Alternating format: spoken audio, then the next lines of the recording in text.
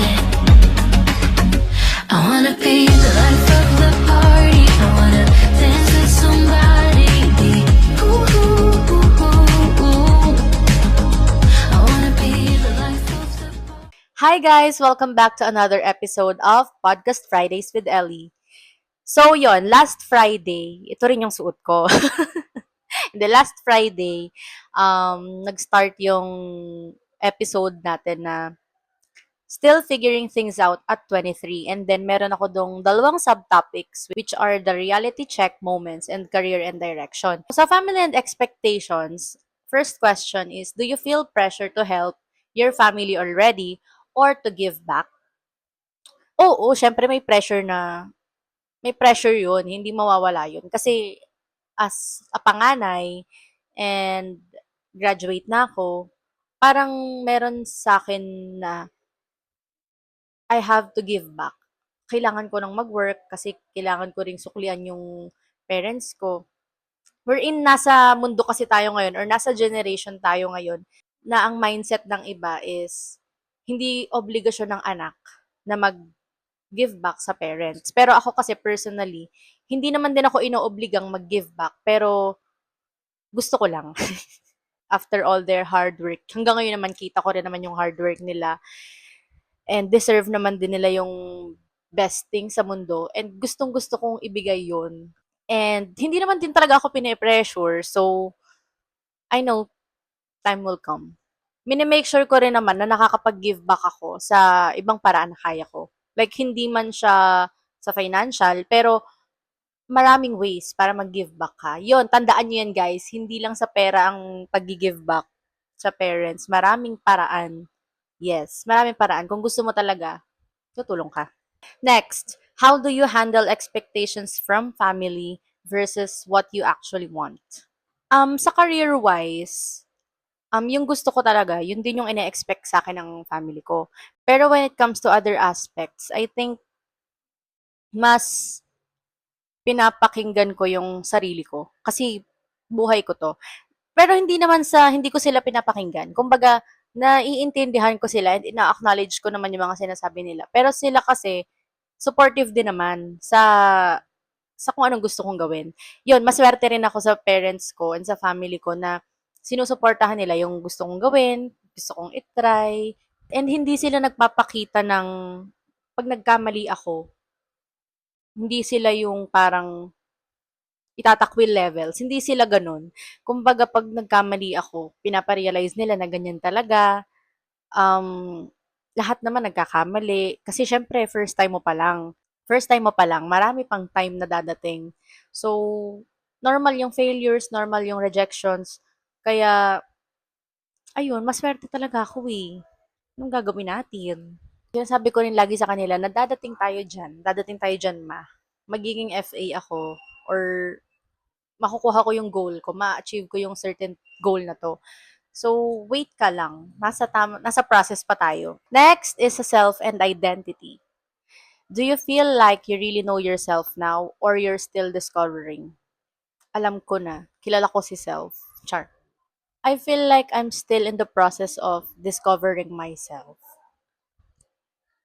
Parang nandun pa lang ako. Kasi kahit naman kilala mo talaga yung sarili mo, kasi syempre, sarili mo yan, bakit hindi mo siya makikilala, di ba?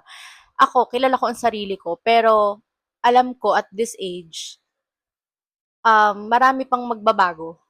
Kasi nandito tayo sa, ano bang tawag dito? Nasa 20s na tayo, papunta na tayo sa mid-20s. So, you know, the life, ang tawag doon?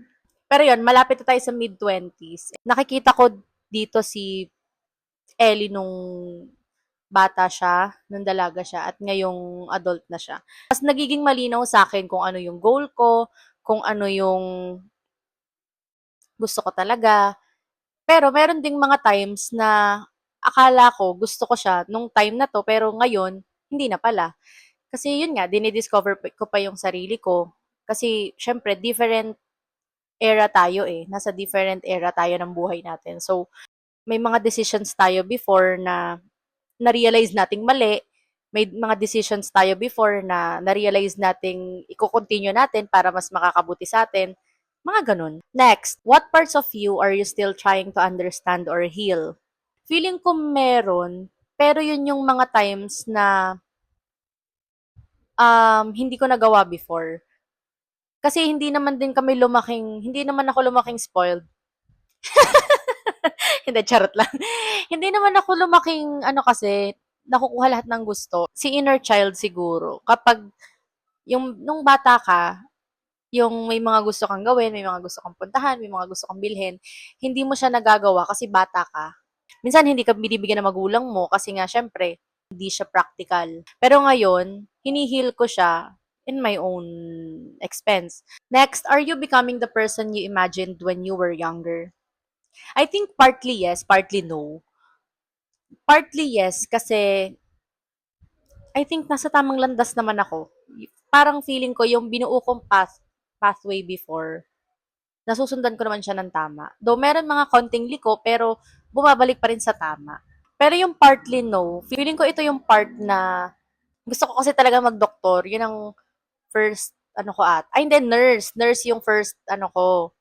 Ano man tawag doon? Yung mga naka-career day. Career day ba tawag doon? Pero yung naka-uniform ka sa school, tas yung uniform mo, yung pangarap mong trabaho. So yun, nag-nurse ako nung kinder. Tama ba? Nursery, kinder. Basta gano'n, nag-nurse ako. Tapos sunod nun, flight attendant. Which is yung dream ko ngayon. So yun, siguro yun yung ini-imagine ko nung bata ako na hindi ko nagawa ngayon. Kasi gusto ko nga mag-doktor pero hindi ako naging doktor, di ba? Baka iba talaga yung plano ni Lord para sa akin. Next is comparison and pressure. Nandito na tayo sa pinakahinihintay ng mga matatanda dyan. Chares! The question is, do you compare yourself to others your age? In what way? Siguro may times na nako-compare ko si self, pero hindi ko kasi siya yung ginagawang habit na pag may nakitang successful na friend or na tao na same age sa akin, is kino-compare ko yung sarili ko. Hindi ko siya ginagawang habit kasi alam kong ako din yung maaapektuhan sa ganun. Pero yeah, nako-compare ko yung sarili ko.